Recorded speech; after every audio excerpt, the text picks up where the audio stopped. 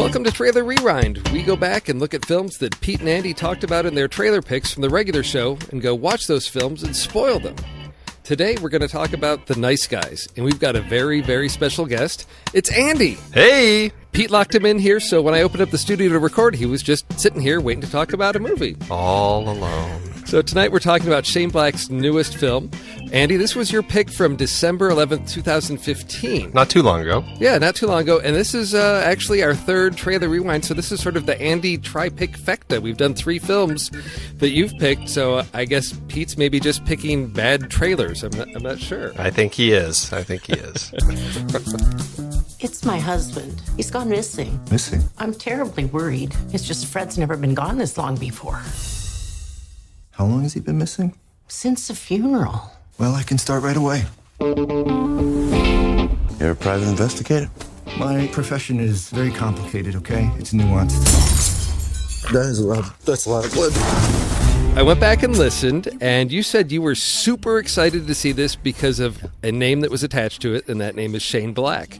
You said he did Iron Man 3, which you can't fault him for because it's a franchise, but you said that he's a great writer that started with Lethal Weapon and has written a lot of great action stuff, and that you were looking forward to the over-the-top action and comedy and great moments between Russell and Ryan. Did it live up to those expectations, your anticipation from watching the trailer? Yeah, I think it did for the most part. It's an interesting film. I really did enjoy it quite a bit. I think Shane Black has always had a really strong handle on his screenplays. And since he's started directing with Kiss Kiss Bang Bang, I think he's really shown that he kind of really knows how to shape a film, and I think he does a good job with that. Whether it's one for him like Kiss Kiss Bang Bang, or this, or one for them like Iron Man 3 or the upcoming Predator. I really enjoy watching what he does. I mean, it's interesting coming into this because I saw that I did this pick before we did our Shane Black series. And so I hadn't rewatched a lot of his stuff. And I think I really enjoy his scripts more than some of the films that we ended up watching. Like, I didn't end up liking Lethal Weapon as much as I remember. I didn't end up liking The Last Boy Scout really much at all.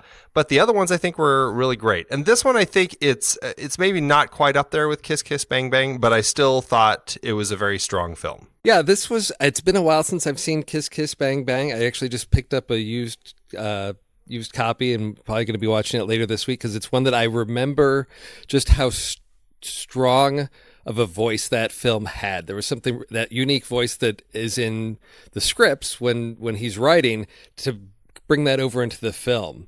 As the director, it was something that really stood out with Kiss Kiss Bang Bang. So I was interested to see how that might carry over and this one, and to take it and set it in a different era, to go back into the 70s. So sort of a period piece, almost like that noir detective story, but still have that, what I usually expect from his films, which is that blend of dark comedy and a lot of unexpected, unique moments in the film. This one opens with, a car crashing through a house and the nude body of a porn star being flung out the window of the car and being discovered by like a 12 or 13-year-old boy that just had happened to be looking at her pictures in his dad's adult magazine.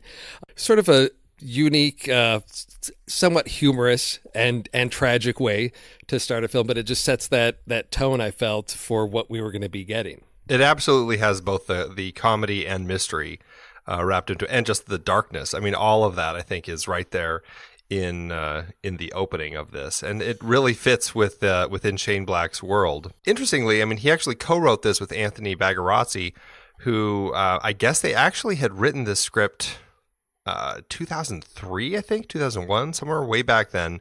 It was set in the present day, and they went back and decided nobody was interested, and for some reason they went back and rewrote it to be in the 70s. And I think it ended up fitting a lot better.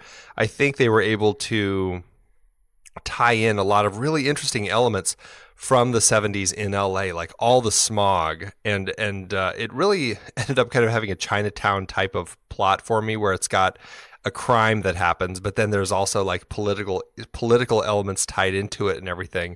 Plus you have these hilarious, unlike Chinatown, you have these hilariously comedic pairing of private eyes trying to solve everything. And I don't know. I think that it works really well, and I think the casting of these two guys, Russell Crowe and Ryan Gosling, I think was I thought they were a fantastic pair. Yeah, I think the setting really was like almost another character in the film. One of the things that JJ and I often talk about when we're doing these trailer rewinds is that we've come across sort of a phrase we like to use, talking about the elements that add flavor to a film. They're just those little things that just add a little bit of richness to the story and texture. And for me, it was just early on when Russell Crowe's character Jackson Healy is going back to his apartment, and he lives like right above a comedy club, the Comedy Store, I think it is. And there's several shots where you'll see the names of the comedians that are performing, and they're like famous names now, like Tim Allen is on there and Elaine Right. Boozler, and like so I kept seeing that. I was like, oh, it's funny to think about those, big names now being these struggling, comics, but that's where they were in the 70s. And then, as you said, the smog, we've got the protest group that's out there protesting the smog for the birds, and it all just added that little bit of extra something. There's some moments with a story about Richard Nixon, again, that just sort of added a little comic element to it that I don't know that you'd be able to leverage those things as well in a film set in the current day, because sometimes those things just sort of feel dated if you get a few years past them. When we're more than like a decade out, we have, I think, a different perspective on those things that are going to endure versus those things that seem humorous in 2016, and in 4 years will just seem like a groaner of like, oh yeah, that was a thing back then. Yeah, there's something really refreshing, I think, about kind of putting it into a period. And I think that they actually said in an interview that it made a lot more sense for them because you could take out all of the elements of modern technology, which in detective stories that take place present day, it kind of can take a lot of that element that made them more interesting and intriguing back in the day, when you couldn't get in touch with somebody right away, when you actually had to like run down to a payphone or pull over and find a payphone somewhere, or run over to their house to actually track them down, as opposed to the way that everyone stays in touch nowadays. And I think that there is something to that, and the way that these people track each other down here. And just also, I think there was an element of kind of that 70s trust with his daughter. Oh my gosh, just yes. like, just go over to your friend's house, I don't know, it's just so casual. I was like, Yeah. oh my God, I would never be able to handle that now. Or the fact that it's like 10, 11 o'clock at night and she's just wandering around reading a book in like the vacant lot down the street, Right. in a somewhat decent neighborhood, I think, but still you're not going to let, your 12, 13-year-old daughter just, out roaming the neighborhood late at night. In the 70s, it was a different era, but we see the relationship that Holland, played by Ryan Gosling, has with his daughter. She's like his chauffeur.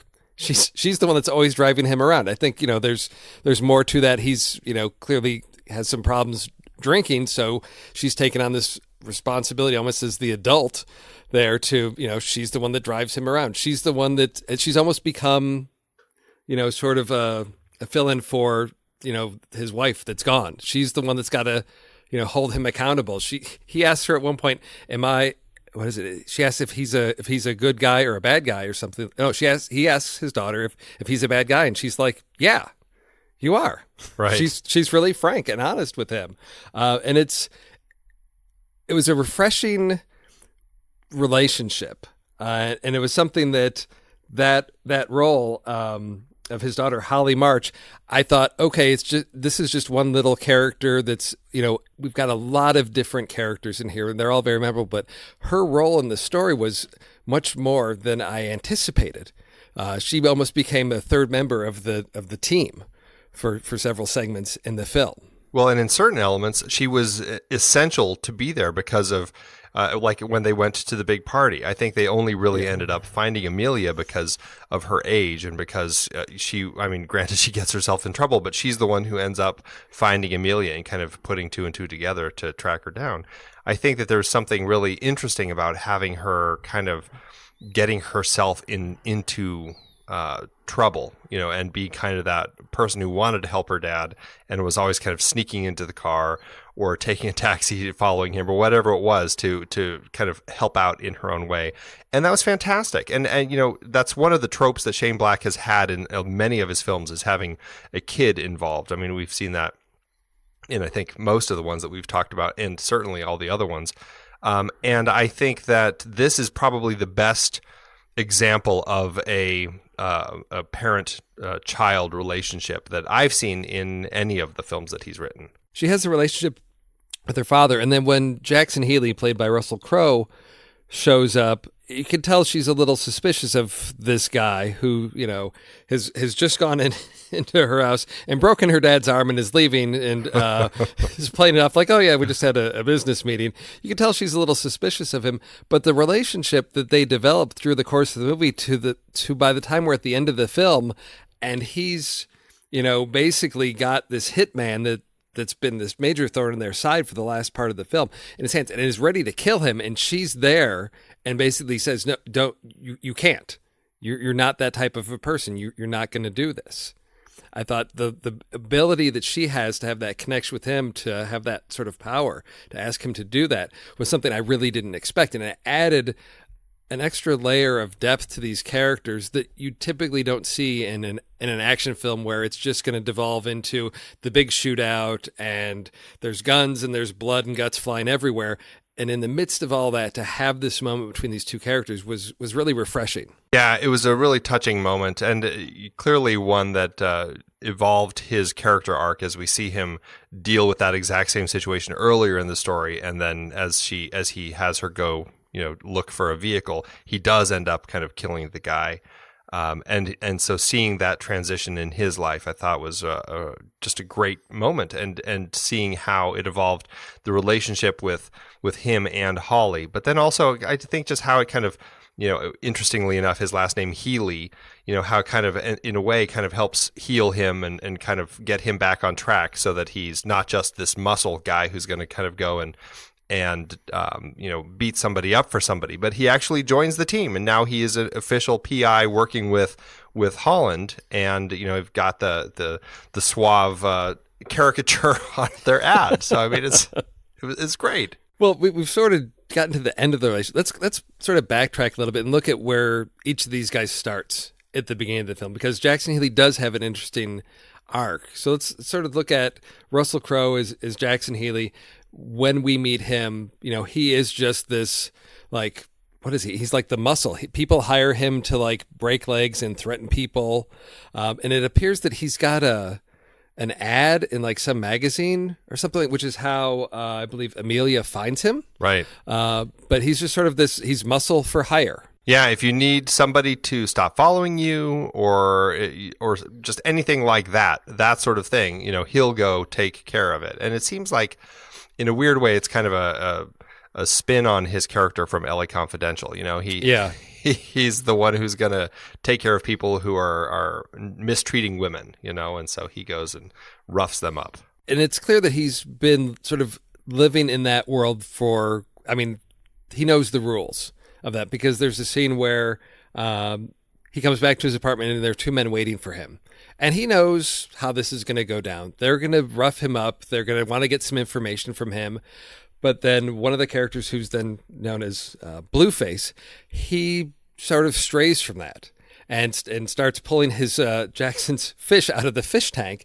And at that point, Jackson sort of steps and says, well, hold on a second. This is not the way this is supposed to work. When you came here, you had something you were going to do. And you were going to do this, and you were going to, get this information from me. But now you've strayed from that. And that changed the dynamic of that situation. But it gave some insight into Healy as far as, yes, it's this rough, sort of dark underside of things, but there are still rules of how we interact with each other, and everybody understands those. And Blueface is this sort of, I don't know, hyped up, strung out psycho character who just isn't going to listen to those rules.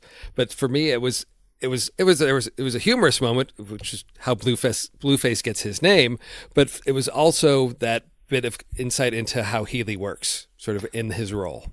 Well, and you see that a few times, and I think another great example is how when he finds out how March kind of makes money, and it's the 3 days, he gets a couple days payment from somebody, goes back the third day, and sounds like he acts like he's onto something to get paid for a few more days just to pull more money out of these poor people. Right. But he doesn't actually do really any work on those initial days. It's just kind of this scam that he's come up with. And Jack, on the other hand, is much more kind of an upstanding sort of guy. And even though he's roughing people up for money, he's the one who kind of sets March straight and says, no, they paid us to do this. I'm going to go do the work that they paid they paid me for. And I thought that was great. It said that he's a moralistic character working in this world, and he is in a way he's there to kind of set Holland back on track. And I liked that element of their relationship, because it was interesting to see Holland as this guy who really, he's kind of scamming old ladies. He takes the money from this lady who's looking for her husband, whose ashes are on the hearth. Yes. Terrible. Because he asked her, "When was the last time you've seen him?" And she's like, "Well, not since the funeral." So he's like, "Okay, all right, write the check. Yep. I'll see what I can do." Yeah, he's an interesting. Holland is an interesting character because there's the tragedy in his story, which to me was a little bit unexpected, because there's when they first get to the big party. And Jackson says, I can tell Mary Jane's attending this party. And Holland's like, what? He's like, Mary Jane, marijuana. And Holland says, I can't smell. I have no sense of smell. And I thought that's sort of just an interesting little character attribute. But then it comes back. There's a payoff to that. And that's one of the things that I saw throughout this film, is these little moments that then have these payoffs. And we've learned that, years before there was an issue with the furnace and there was a gas leak, and he couldn't smell it. He kept putting off dealing with the repairs, which ultimately led to the loss of their home. And I believe it's implied sort of his wife. Yeah, I think she was in the home and died. In the home and died. So there's his alcoholism. There's his trying to get his life back on track. And there is this, trauma in the past that he's dealing with. So it is nice to see how Jackson's able to sort of pull him back on track.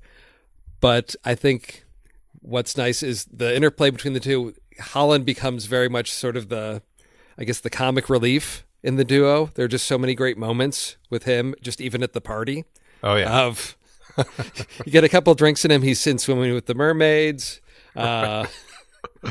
falling over walls, rolling down hills, things of that nature. So it was just this roller coaster with him of those comic elements, or his fixation with the Nazis. I think one of the lines that got the biggest laugh was he was talking with someone. They said they were just following orders, and he says, "Well, you know who else was just following orders? Hitler."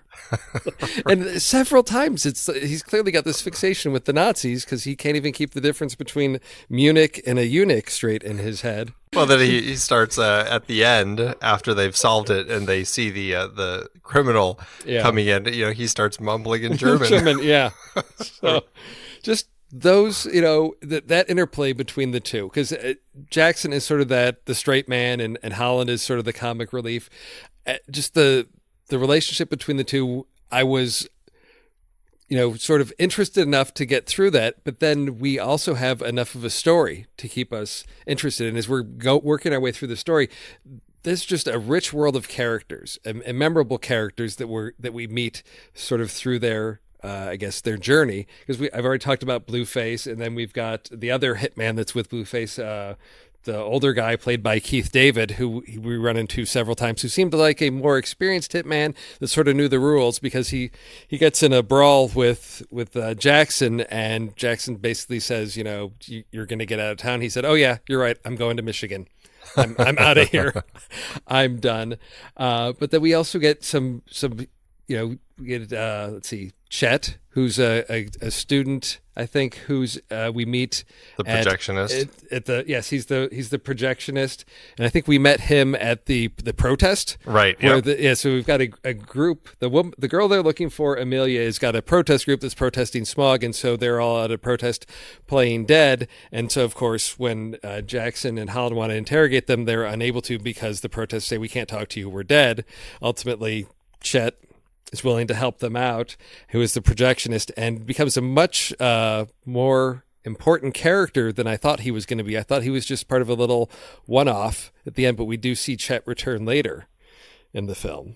Yeah, which was great. I mean, they really did tie characters back in. And that's something that I think Shane Black is really effective at, is finding ways to have these little setups and payoffs. I mean, he certainly has the big setups and payoffs, but then he also finds all the little ones that just kind of pepper through that really just help a script and that help the audience as they move through the story.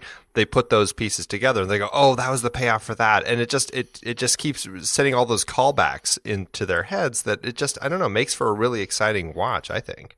Yeah, it was able to, because there's with a detective story like this with clues coming in and leading to dead ends. There can be a lot to keep track of, and it's how can you keep it moving along? How do you keep sort of pulling the rug out from under our main characters so there's continuing mystery without becoming too confusing? Yeah. And I think this was able to weave everything together to start us off with a missing, a dead porn star, a missing girl that is now tied into that, and then connecting into the whole Detroit auto industry and the smog even, and protests, how all of those connect together. And it was really nicely packaged together so that I never felt lost or confused as to where they were going or why they were going there, even if it's, again, another humorous moment to go to a meeting up at the top of a hotel building, get out of the elevator, bump into a guy who's had his throat slit, see another guy go flying out the window, and then decide, we're just going back downstairs. We're not dealing with this. Right. That's when John Boy comes to town, played by Matt Bomer. And that's our introduction to him. We never see him, but we know that, he was going to go to this meeting, and all we see is just death and chaos everywhere. And that's what, we'll just leave. And John Boy, when we do actually get to meet him face to face, we really realize how brutal of a character he is, because he's willing to basically pick up and throw a 13-year-old girl through like a plate glass window.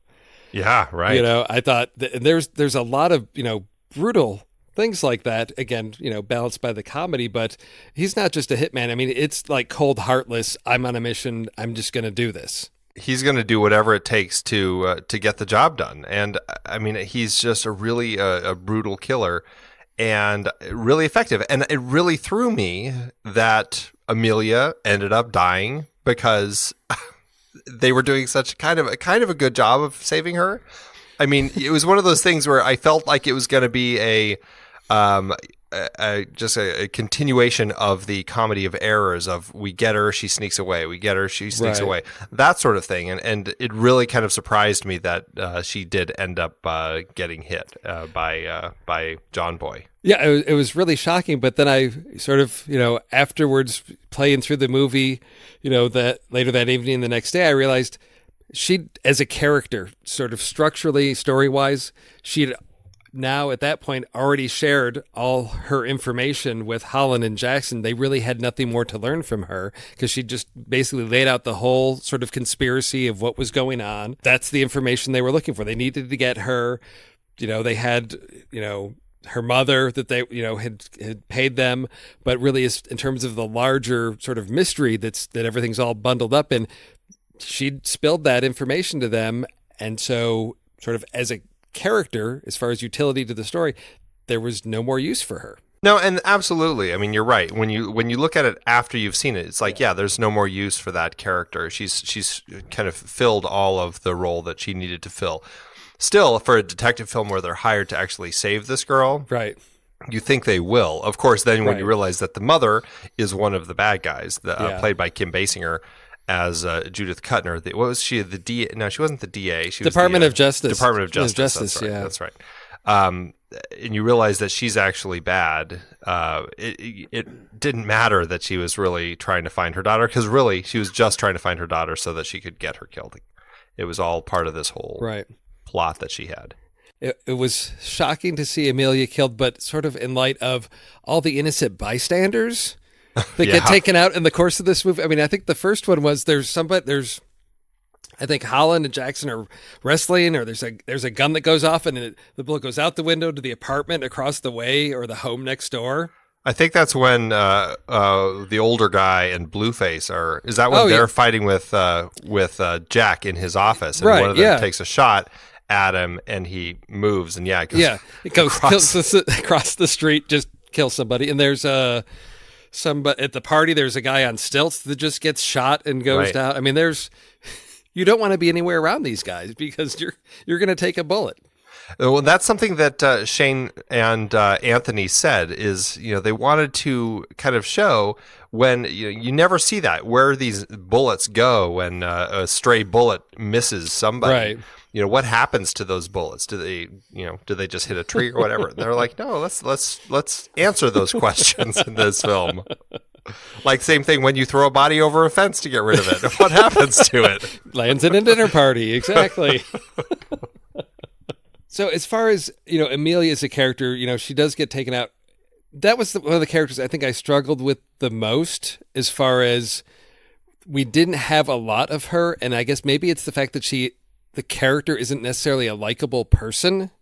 She's sort of this snotty rich kid who I think at first we don't even believe the story she's telling. At first, it just seems like she's mad at her mom, and it's this whole mother-daughter dispute. And for me, there was just something about that character that just, I don't know if it was the spiteful teenager that she's playing or what, but that was the one character I just didn't quite know.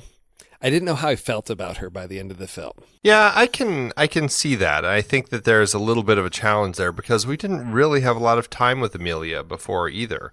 There's the one scene where we see her talking to Jack, and that's it. I mean, that's all we have of her other than kind of fleeing. I think that there could have been a little more of her there. I also felt, the element of Judith kind of coming in at the end as one of the bad guy.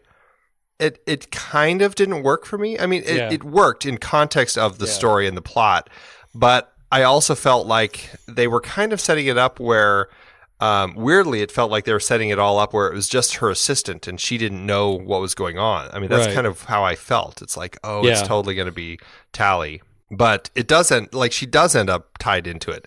And so it kind of threw me when at the end, it's like, she's in on it.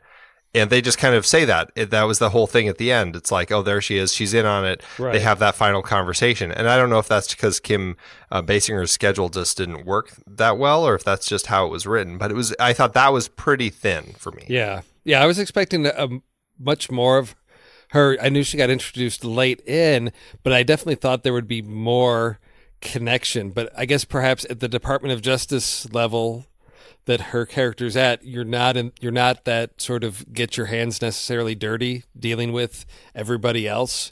Because we saw that, there were a lot, she may have been pulling strings from afar is sort of how I took that. And so I thought, okay, I can accept that, but I was expecting more sort of confrontation directly with her, which we don't really get. I think she's in two scenes. Two scenes, right? When she hires them, and then at the end at the hearing or whatever. That's about it we get with her. Yeah, that's all. And it seems like her schedule is just really thin. There just wasn't a lot of time. I mean, I always enjoy watching Kim Basinger on screen, and she and Russell Crowe obviously had time together in LA Confidential. Right. Yes. So it was great seeing them on screen together again. But yeah, I felt like that element where it's just like, we're wrapping it up. And at first I didn't even know because she's walking in and I was just like, she's going to walk in and, I'm sorry you weren't able to save my daughter. Thank you sort of thing. But it's like, no, went the other way. She's the bad guy. It's like, no, never set that up really. So as far as the female characters in the film, sort of getting back to Shane Black and what you sort of have seen in his other films, how would you rate sort of the female characters in this one compared to what you'd seen in some of the other films you've watched recently? Shane Black has said he ends up spending so much time focusing on his two leads, that the buddy pair that he ends up having, that he doesn't spend as much time with the rest of them. I think Holly, played by, is it Anjori Rice? I think so. I think that's how you pronounce it. Yeah. You're the Australian. I read she's from Australia. So. Oh, I see. I thought she was a fantastic female character. Again, it's a child, and they tend to have, or he tends to have children in the scripts. The rest of the women I felt were kind of I don't know. I don't feel like the parts were very strong for them. I did like Tally, and I liked the relationship that Holland had with Tally. I thought that was kind of cute. It was really funny. But I felt like women were either kind of porn stars or party girls. It just didn't seem like there was a lot of great characters for women here, I guess. But that seems to be something that also hits quite a bit with Shane Black. I mean, it's big action sorts of movies, and I think that was what was so refreshing with The Long Kiss Goodnight, is having Gina Davis as one of your leads. I think that really kind of changed things up a little bit. So for a film set in the 70s, and trying to sort of take us back in time, let's talk about the music that sort of carries us through, and that in terms of the score, the soundtrack. How did you feel that felt? You're usually the resident expert when it comes to talking about the score and music for a film, so I wanted to get your perspective. Well, I will say I honestly can't remember much of the score, and I feel bad, but I was just so taken by all the 70s tunes playing all through the film. I mean, there were so many great 70s tunes, starting off with what was it? Papa Was a Rolling Stone, I think is the first thing that we hear as the movie gets started, and they just go on all through. I mean, they're just fantastic tunes all the way. So I mean, I had a great time listening to all the music throughout the film, and I thought it worked really well. They found a great mix of ones that you recognize with some that you may not recognize as well, to really kind of put it together. And I loved a little bit of I think it was Earth, Wind and Fire playing at the club or at the party at the party. Yes, right, singing September, which was fantastic. So I loved the music. It felt so perfect for the period. For LA, I just thought it was great, and I'm sure the music, the score by David Buckley. Yeah, I'm sure I recognize that it's in there. I just, for some reason, I was so taken by just the actual songs that I honestly don't remember a piece of it. And I believe we did have one Christmas song. Isn't that a Shane Black thing? We usually we're set around Christmas. Yeah, we usually there's some Christmas in there, and I'm trying to remember what the Christmas song was. It's at the very end. Sort of as the wrap up when Jackson and Holland are in the bar. I can't remember exactly what Christmas song it was, but I do know it was a Christmas song, because it's one of the things I keep my eyes peeled for, is like, how are we going to connect this to Christmas? And I was like, oh, okay, there it is. There's some Christmas music playing at the end. There we go. Thank you, Mr. Black. Yes. And I think that was it. Yes. Because, nothing else was Christmas throughout the film. No, I thought with L.A., okay, you can shoot whatever in L.A. and you can say it's Christmas. Nobody's going to know the difference. And I will say, talking about shooting the film, since they shot part of this in Georgia and part of it in L.A., I think it kind of is akin to them when they were filming Take Me Home Tonight, and they filmed that here in Phoenix, because present-day Phoenix, or at least 2007 Phoenix, looked a lot more like 80s LA than LA does today. And I think it's probably the same thing as, they probably found spots in Georgia that look a lot more like 70s LA. Yes. But I mean, I loved the look, and even the great shots that you had of the establishing shots of the valley or the different parts of LA. They did such a great job of recreating what LA looked like, especially with the just insane levels of smog everywhere. Oh yes, they definitely create that feel for 70s LA. I wasn't in LA in the 70s, but I feel like it felt accurate right to what I recall hearing. The smog and all of that, just the gritty city really came through.